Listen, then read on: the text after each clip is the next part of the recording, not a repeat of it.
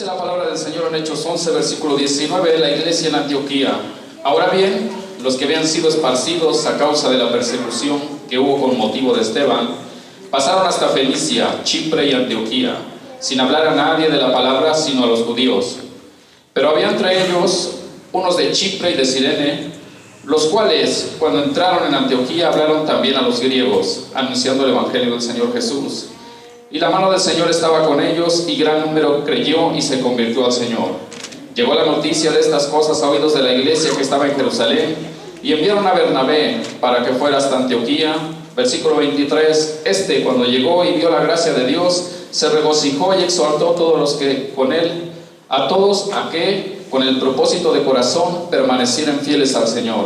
24, era un varón bueno, lleno del Espíritu Santo y de fe, y una gran multitud fue agregada al Señor. Después fue Bernabé a Tarso en busca de Saulo, y cuando lo halló, lo llevó a Antioquía, y se congregaron allí todo un año con la iglesia y enseñaron a mucha gente, a los discípulos, que se les llamó cristianos por primera vez en Antioquía. Amén. Hermanos, vámonos a trasladar un poquito al lugar de Antioquía. Vamos a ver cómo era aquella iglesia de Antioquía. Dice la Biblia, bueno, hermanos, antes de dar inicio, nos han estado hablando sobre cómo Dios nos ha equipado para servir en algún ministerio, cómo podemos trascender a través de nuestro ministerio en la iglesia y cómo podemos llevar la bendición de la palabra del Señor a otras personas. Y bueno, vamos a irnos un poquito al contexto histórico de Antioquía, hermanos. Antioquía suena como que era una iglesia pequeña. Yo me imaginaba Antioquía una iglesia pequeña, pero no, hermanos. En Antioquía tenía de 250,000 a 500,000 habitantes, o sea que era un lugar, una ciudad grande. ¿Ustedes saben cuántos habitantes tiene Jalapa? Hermanos, Jalapa tiene 419,000 habitantes, o sea, sé que era como la ciudad de Jalapa, Antioquía. Le faltaba un poquito a la ciudad de Jalapa para parecerse a Antioquía. En Antioquía era la tercera ciudad de mayor importancia del dominio romano, después de Alejandría y después de Roma. Ahí nació Lucas, el médico amado, hermanos, el que escribió el libro de los Hechos, en Antioquía. Era una ciudad que tenía muchos juegos públicos, danzas, fiesta, llena de charlatanes, vendedores de feria, comerciantes, bufones, encantadores, sacerdotes, bailarinas, héroes de circo. Antioquía estaba como a 483 kilómetros de distancia de Jerusalén, imagínense, pues aproximadamente de aquí a la Ciudad de México.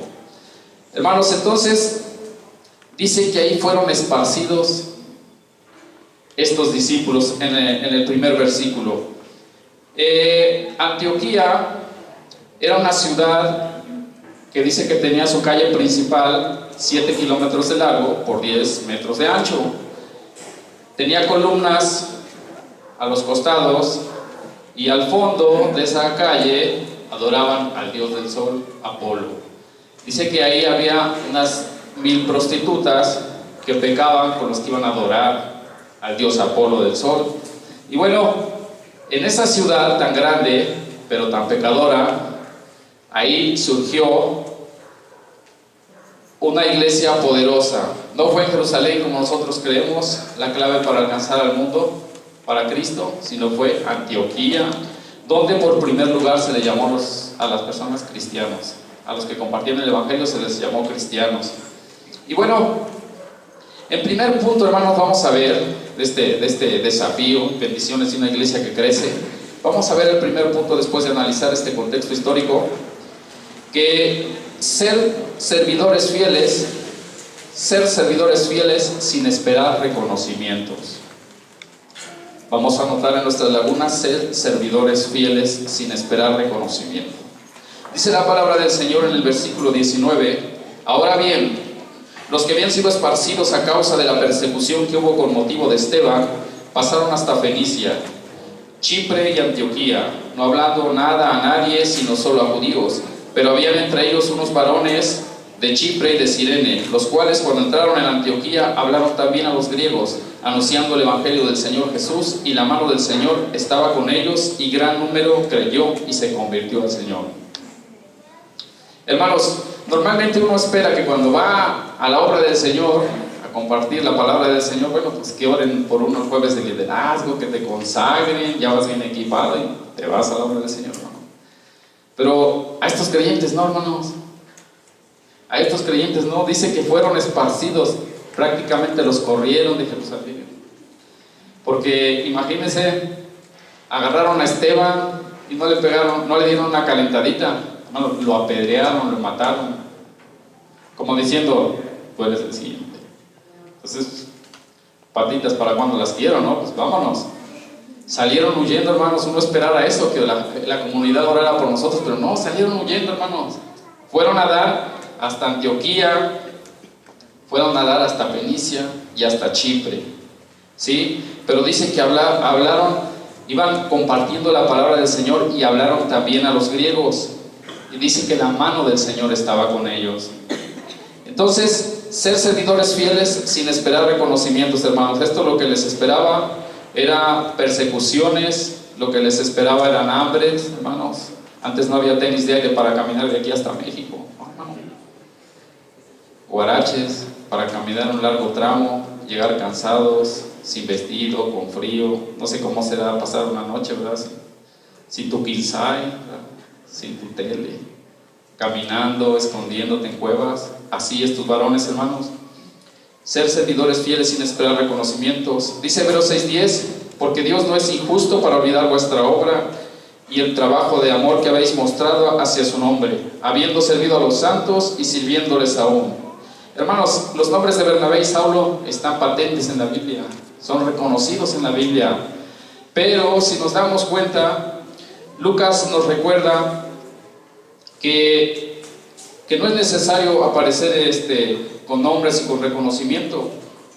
Ellos seguían predicando y compartiendo las buenas nuevas, pero la Biblia solo los reconoce como un grupo de varones.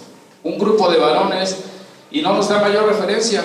Simplemente esos hombres llenos del Espíritu Santo, estos preciosos creyentes, fueron héroes tal como Esteban, Felipe y Pedro.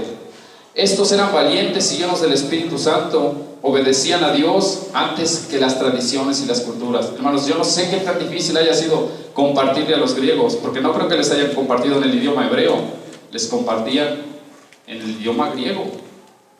¿Sí? Estos judíos les compartían en el idioma griego. Ahora, también la vestimenta, hermanos, que usaban los griegos, no sé si en algunas películas ha visto, las mujeres se vestían así como con una chiquifalda y así como que con unos escotes pronunciados. Imagínense los creyentes que les iban a compartir, por los que eran así medios legalistas. Oye, ¿cómo le vas a compartir a esa mujer si casi está desnuda? No, esa no se merece que le compartas el amor de Cristo. Ellos no vieron eso, ellos obedecieron el Espíritu Santo. Hermanos, había dos chavos así muy ganosos de compartir la palabra del Señor, y le pusieron el ojo a un anciano que vivía cerca de su casa. El nombre de estos jóvenes era Alfonso y Diego. No está por ahí Diego, pero no es el Diego de aquí de la iglesia, era otro hermano. Para compartirle a un anciano, hermanos. Entonces ellos fueron así muy impetuosos, muy ganosos. Le dijeron al anciano que Jesús lo amaba, que él necesitaba ser bañado con la sangre. Entonces el anciano se espantó, ¿no? Dijo, ¿cómo que necesita ser bañado con la sangre? Ellos le dijeron, sí, usted necesita ser bañado con la sangre del cordero. Entonces el anciano dijo, ¿y cuánta sangre necesitarán? Entonces los corrió de su casa y ellos se fueron desanimados. Hermanos, ellos no estaban utilizando un lenguaje para alcanzar al anciano. El anciano se espantó. Pues estos me van a bañar de sangre, ¿o qué me van a hacer? ¿No? Ellos tenían que compartir las buenas nuevas en su lenguaje, no en el lenguaje de ellos. Entonces, después, por la misericordia de Dios, este anciano fue alcanzado por estos jóvenes. Entonces, así estos varones valientes que comenzaron a hablar en Grecia, a los de Antioquía, les hablaron en su lenguaje. Honramos y respetamos a Esteban por ser un testigo fiel a todos los creyentes desean ser como él. Admiramos a Felipe por ganar a muchos para el Señor en Samaria, pero Estos varones famosos se quedaron inscritos en la Biblia, no sabemos su nombre, porque no esperaban reconocimiento, sino que sabían a quién servían. Hermanos, en el primer libro de Reyes 19:18, una vez hubo una persecución y a Elías lo amenazó una mujer de muerte. Hermanos, por las mujeres que les gusta amenazar. Una vez una mujer lo amenazó de muerte a Elías y le dio miedo, hermanos. Bueno, es que casi a todos nos da miedo cuando nos amenaza una mujer, ¿verdad? Entonces salió huyendo Elías. Dice que desanimado estaba él viviendo en una cueva. Entonces el Señor le habló y le dijo: oye, ¿por qué estás desanimado? Come y descansa, ¿no? Y le llevó una torta y comió y descansó y durmió y otra vez estaba desanimado. Quería que Dios le quitara la vida. Dice: es que yo soy el único que queda. Soy el único que te adora, Señor. Soy el único que te sirve. Y que el Señor dijo: no, todavía hay 7,000 rodillas que no han robado Todavía hay 7,000 rodillas que no se han doblado a otros dioses, porque me sirven a mí. A veces nosotros nos creemos los únicos que servimos, los únicos que necesitamos reconocimiento, pero no, hermanos, Dios tiene millones de personas que le sirven. Entonces, sin esperar un reconocimiento, porque dice la palabra de Dios que Dios no es injusto para olvidar vuestra obra y el trabajo de amor que habéis mostrado hacia su nombre, habiendo servido a los santos y sirviéndoles aún. Entonces, hermanos, este es el primer desafío: servir, servir y servir. Muchos sirven por motivos equivocados, quieren fama, quieren dinero y reconocimiento, pero al final se van frustrados porque no le sirven al Señor. Hermanos, el segundo desafío que tenemos en esta mañana es cumplir la gran comisión. Versículo 19 dice,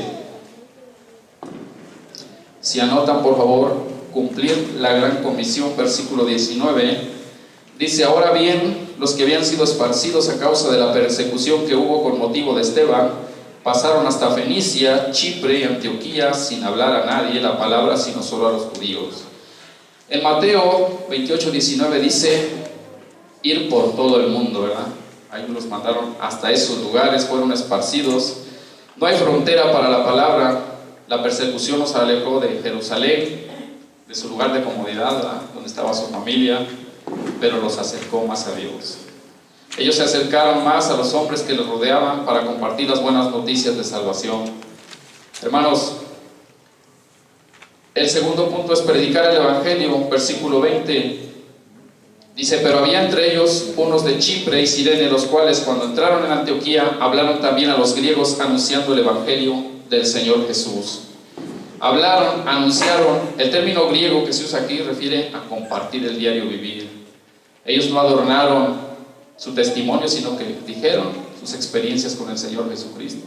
Así como el ciego dijo: yo solo sé que era ciego y que ahora veo, sin adornar tanto nuestro testimonio. Yo solo sé que estoy enfermo y que Cristo me sana.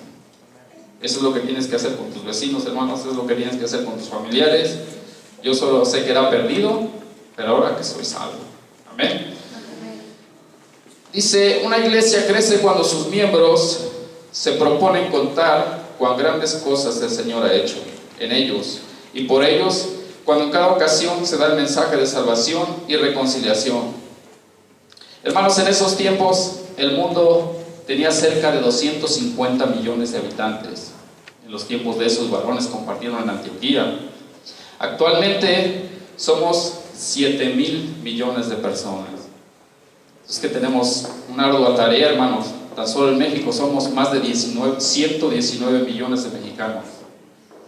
Hermanos, gran tarea tenemos. 4. Incluir a los nuevos en la iglesia. Versículo 21 al 24 dice: y la mano del Señor estaba con ellos, y gran número creyó y se convirtió al Señor.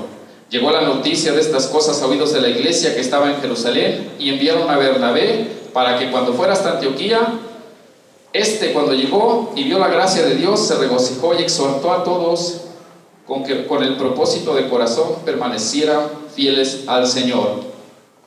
No se menciona el bautizo, hermanos, en estos capítulos, ya que en esa época se sumaban por el bautismo. Aunque creemos que el bautismo no salva, pero es necesario que el creyente dé ese paso de fe en el bautismo. No esperes cambiar para bautizarte, hermano.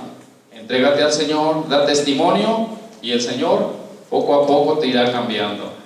Si tú te quieres bautizar, puedes iniciar la clase 101, te puedes anotar a la salida con nuestro hermano Romano Morales, hermanos, y da ese paso de fe, ese paso de obediencia que el Señor irá tratando con tu corazón, que el Señor te irá limpiando. Es un proceso, hermanos. No esperes que con el día de hoy ya llegues a tu casa y ya seas un santo. No, hermano, Dios es un Dios de procesos. 5, versículo 26 dice discipular. Versículo 26 dice: se congregaron allí todo un año con la iglesia y enseñaron a mucha gente. A los discípulos se les llamó cristianos por primera vez en Antioquía. No era una filosofía lo que enseñaban, no era una idea, era la palabra viva de Dios la que enseñaban estos hombres, que transmitían con alegría y sencillez de corazón. Los fundamentos de la fe son fáciles de entender. Hermanos, el jueves tuvimos una fiesta hermosa aquí con los que acaban de salir de la clase 201, hermanos.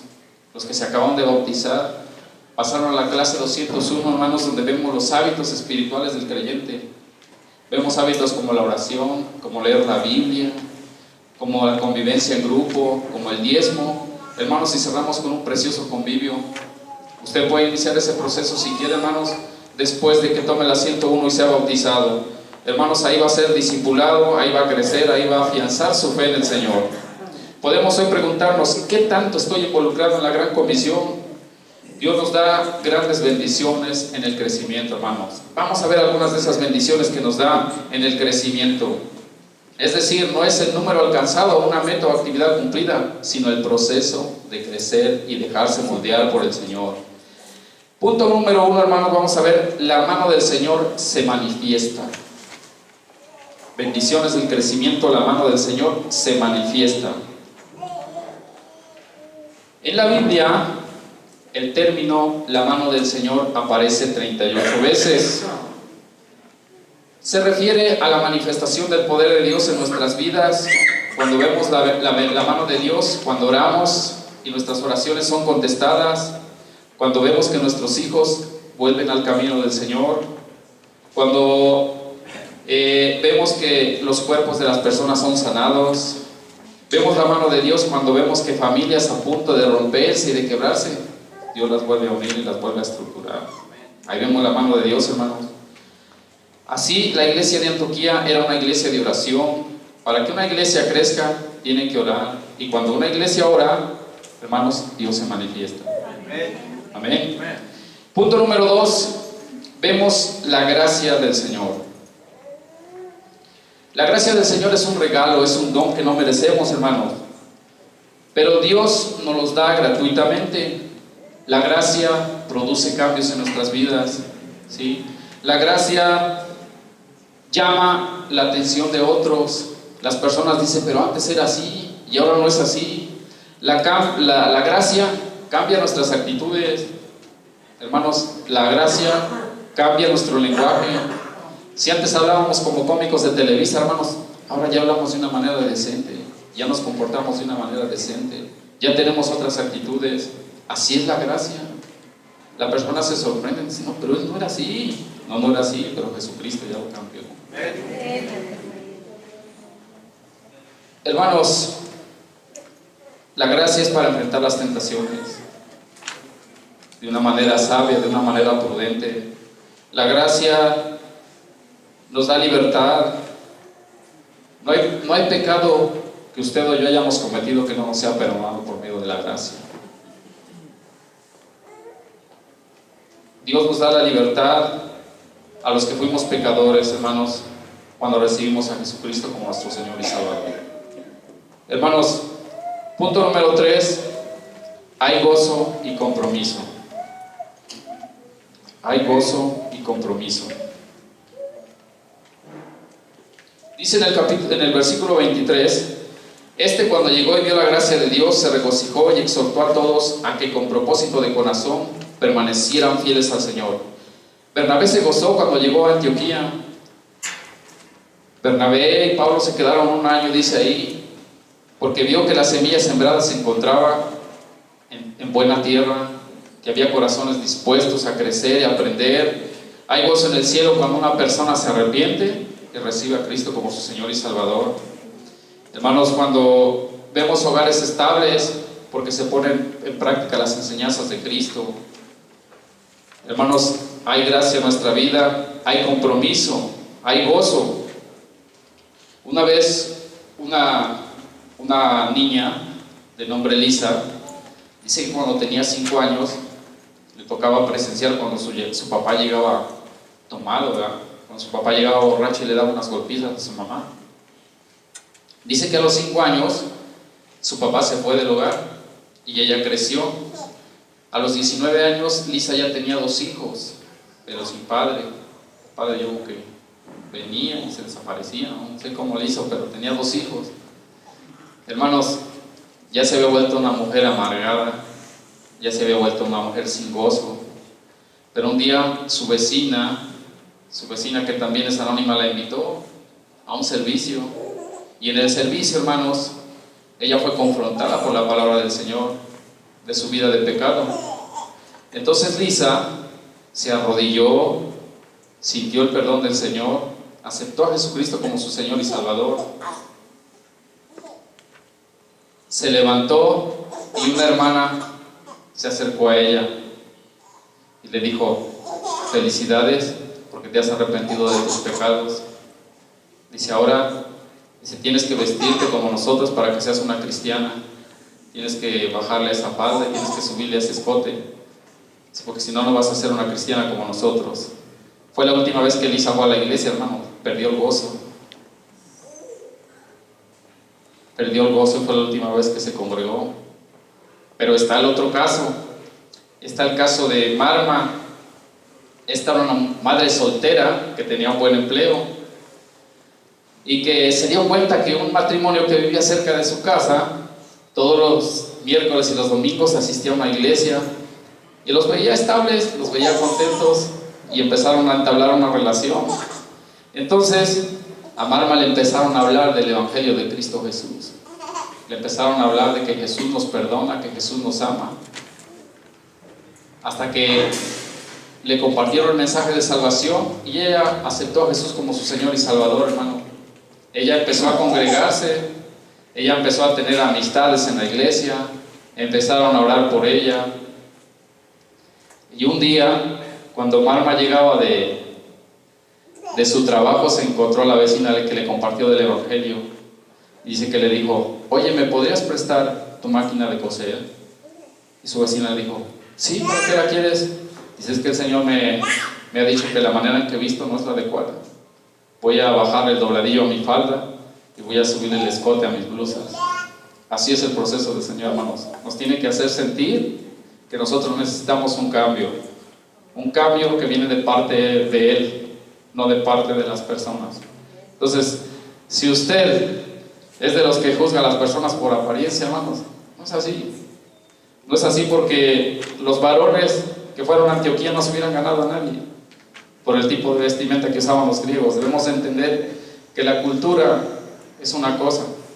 ¿Sí? Las personas, Dios no nos va a alcanzar por nuestra vestimenta. Dios nos va a alcanzar porque Él quiere alcanzarnos, y Él en el proceso nos irá diciendo la manera adecuada de cómo debemos ser y de cómo debemos vestir y las actitudes que debemos de tener, hermanos. A veces tenemos ciertos perjuicios, ¿verdad? Porque vemos a un varón que llega con la greña larga acá. Pues, a lo mejor es la primera vez que viene a la iglesia, hermano. No espere que se comporte como un creyente. Jesús también lo ama a él. A veces vemos personas que vienen llenos de tatuajes. No, sabe que no vaya a estar robando, ¿verdad? Pues sí, pues a lo mejor en su vida pasada, hermanos, ya no le quedó parte del cuerpo que tatuarse y se hizo unos cuantos ahí, ¿no? Hermanos, el pastor nos enseñaba, me enseñó una foto, hermanos. Ya ve como nuestro pastor de bromista dice: mira estos tipos, unos tipos que traían tatuajes en la cara, ya ve, como tipo Mara Salvatrucha, hermano, bien llenos de tatuaje. Digo, ¿y estos sicarios de quién son? Dice: no, son pastores. Dijo: ahora, pastores. Dice: sí, son pastores en Ciudad Juárez y comprometidos. Dice: nada de que están cochados, que aquí vienen, levantan sus manos y luego se van a brincar allá con los aguas. Dice: no. comprometidos con la obra del Señor, cristianos radicales, hermanos, que le sirven a un solo Señor. Amén. Yo me quedé de a 6, hermanos. ¿Por qué? Porque nosotros tenemos perjuicios. Tenemos perjuicios. Oye, hermanos, si se ve que es como medio homosexual. Oye, ¿y qué? ¿Tú qué sabes de su vida? Deja que el Señor trate con su vida, porque Él lo ama igual que a ti. Entonces, hermanos, quitemos esos perjuicios que a veces nos andan como las moscas aquí sobre la cabeza. Dejemos que ellos vivan el proceso, que Jesús los sane, que el Espíritu Santo los confronte, para que crezcan, hermanos. Limpie esos vasos que Dios quiere usar. Punto número 4, Cristo es glorificado. Hermanos, en el versículo 26, se congregaron allí todo un año con la iglesia y enseñaron a mucha gente. A los discípulos se les llamó cristianos por primera vez en Antioquía. El término despectivo con lo que el populacho descalificaba a estas personas que seguían a Jesucristo eran cristianos. Ahora es un privilegio para nosotros que nos llamen cristianos. Cristiano significa servidor, seguidor y siervo de Jesucristo, hermano. ¿Sí? Si tú te consideras cristiano, es porque eres un seguidor y un siervo de Jesucristo. Si no eres ni un servidor ni un siervo de Jesucristo, entonces eres cristino, no eres cristiano, hermano. No es cumplir con ritos legalistas, no es asistir a una iglesia. Esto implica una entrega total, el que el señorío abarque todas las áreas de nuestras vidas. Hermanos, aquí no podemos fingir espiritualidad, aquí no podemos levantar nuestras manos y llorar y todo. Si usted lo quiere hacer, lo puede hacer, pero créame que aquí nada más se viene a vivir una continuación de lo que es en nuestros hogares. Si en nuestros hogares llevas una vida de adoración, una vida de comunión con tu familia, de comunión con Dios, simplemente aquí lo vas a reflejar. Porque a veces nos vamos con la vida y decimos, ay, que ese hermano se ve que es bien espiritual, pero no, la espiritualidad a veces nosotros la medimos por los actos, ¿verdad? Pero la verdadera espiritualidad se vive allá afuera. Por eso a estos varones impactaba su testimonio, porque veían las obras y maravillas que hacía el Señor. Esto implica una entrega total entonces a nuestras vidas. Está dispuesto a correr la carrera, puestos los ojos en Cristo Jesús, y solo en Él. Cristo es glorificado con nuestro testimonio, hermanos, cuando somos verdaderos cristianos. Hermano, nos gozamos de que la iglesia crezca, de las almas nuevas, ¿sí? De que Jesucristo vaya perfeccionando a su iglesia, porque aplicamos los principios bíblicos. Y es como el Señor requiere de nuevos servidores, hermanos. Requiere de nuevos comprometidos servidores de Jesucristo. ¿Quieres ser parte de una iglesia viva? ¿Quieres ser parte de una iglesia viva o quieres ser parte de una iglesia que es un monumento al sueño? Hermanos, hace rato en la adoración vi que un niño se estaba cabeceando en la adoración, hermano, la alabanza que estaba bueno.